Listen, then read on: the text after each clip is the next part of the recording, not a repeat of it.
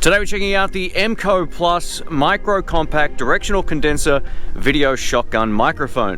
Now that's a full mouthful and I was reading it off a cheat sheet. Let's get into it.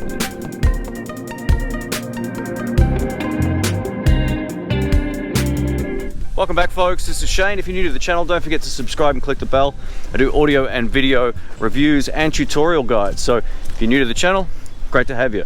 Now this particular microphone is unashamedly very similar to the Video Micro from Rode in its design. It's very small. It doesn't require a battery, which is a huge bonus. I really feel like having to have a battery fully charged a lot of the time, or a spare battery, can be a huge pain. So this is self-powered thanks to the camera. Now I'm currently using the GoPro Hero 8 Media mod for this particular test, and I think it sounds pretty good, but I have noticed one thing: the dead cat doesn't sort of encapsulate the microphone in its entirety. So you probably want to get a couple of rubber bands, elastic bands, and tie it down properly. But that's just a small thing. If the wind gets in from behind, you're still going to hear it on this test. I've already done a quick outdoor test of this and I noticed that that was the case, but I'm pretty impressed with the audio quality and low handling noise. So this microphone only weighs 55.5 grams. So this entire setup weighs next to nothing. Now we are going to test this on the greatest vlogging camera of all time, the G85, so stay tuned for that. I think that is a good match with this as well. It keeps the weight down, and it's just a very portable and lightweight thing to attach to the camera for better audio results than the internal mics. But we'll do an A/B comparison coming up in just a moment.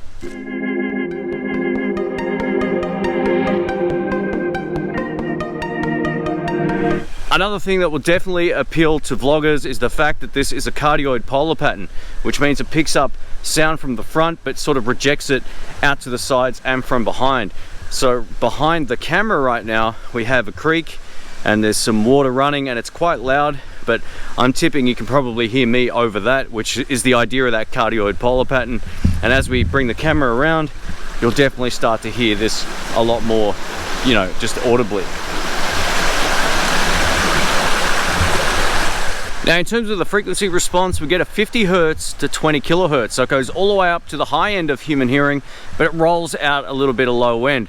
This is actually a really good thing. You can always accommodate and add that back in post-production if you so choose. Just add a graphic EQ, bring up the low end if you're inside, for example, and you want a little bit more bass on your voice. But this will help eliminate traffic noise, low end rumble, or anything like that that's going on in the background. So imagine you're vlogging and there's a lot of cars going by, a lot of trucks. It will help take out some of that super low end that you hear that you don't really want on the recording, that will generally get in the way of your voice. So for vloggers who are in the city, for example, that would be a really great thing.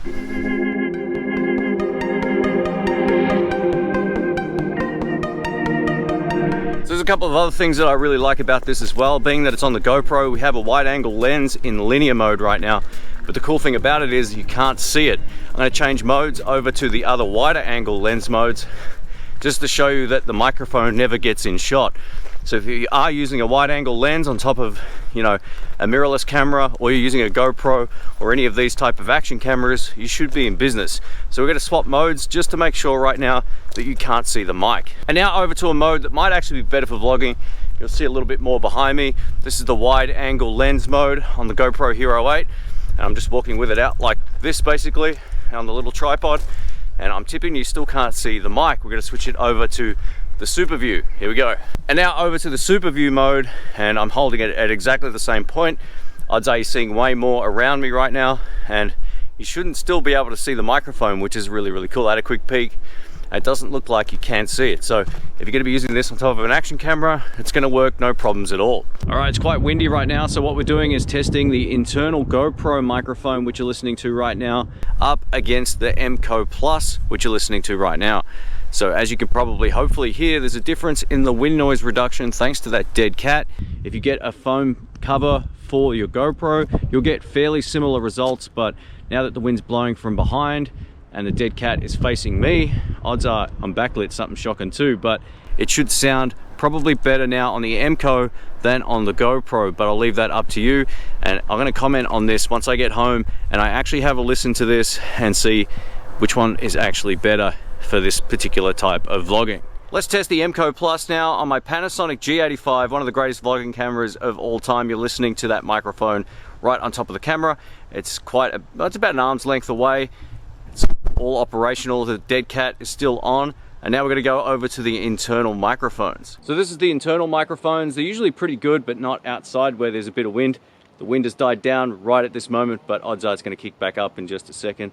But this is a test just to show you the difference between the onboard microphones and the MCOPLUS microphone, which you're listening to again right now. And now over to the Takstar shotgun microphone. Now this microphone won't be for everybody. It's better suited to mirrorless cameras just based on the size itself. Now, if you're going to use this on an action camera, it's going to be too big and you'll actually see it in shot, even in linear mode, which is the non-widescreen mode. So this microphone won't be great for something like the GoPro, but we're just going to use this as a comparison just to see if the sound is much better, much worse, indifferent. And yeah, just as a point of comparison, I think it's important to also throw something else in the mix at a different price point just to see whether or not it's any good.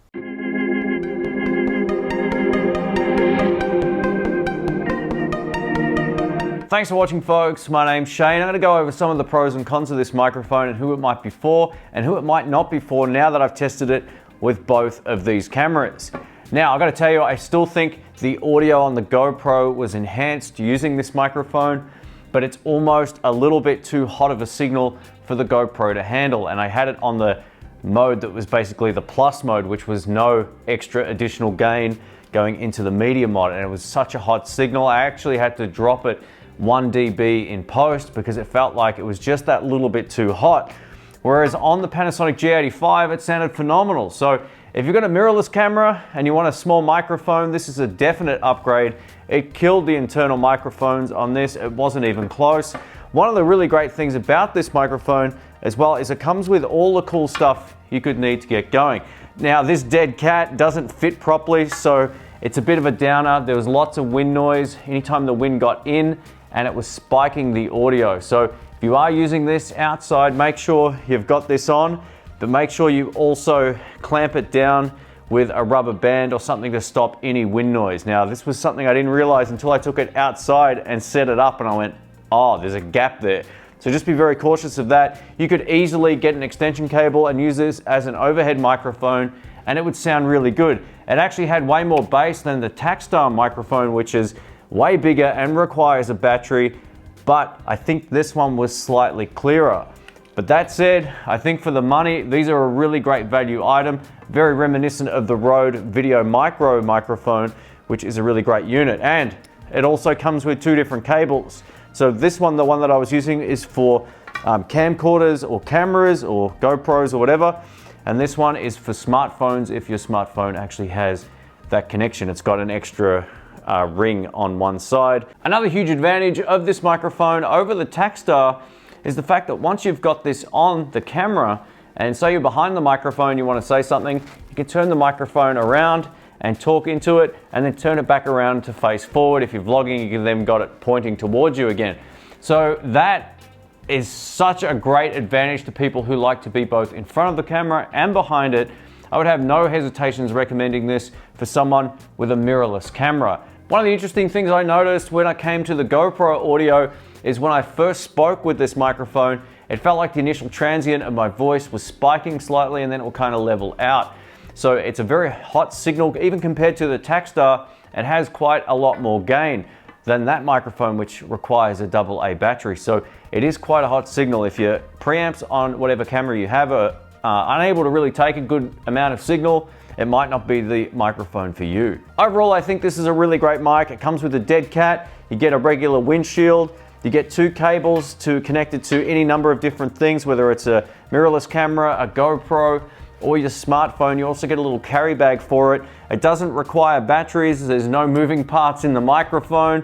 The handling noise is really low. I'm just gonna say this, if you do have a cable at the back of your camera and it's knocking around like this, make sure you fasten that properly. I actually had to shoot a few sections twice because the cable was knocking against the actual microphone. So just be cautious of that. Make sure you have the cable out of the way and not banging on anything.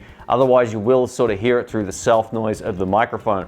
But the cardioid polar pattern is also really great. If you're pointing at something, you'll hear the sound. If you turn it around the opposite way, you won't hear it anywhere near as much. So So that's a really huge benefit for those who do vlogging. Thanks again to MCOPLUS for sending this out for the review. I really appreciate it. This is something I'm definitely going to keep, especially for this camera. I think it's just a really great match. It's nice and small, compact, lightweight. It's really, really cool. If you want to find out more about it, links will be in the description below. Thanks again for watching. My name's Shane. I hope you enjoyed this outdoor adventure. Thanks again. Catch you soon. See ya.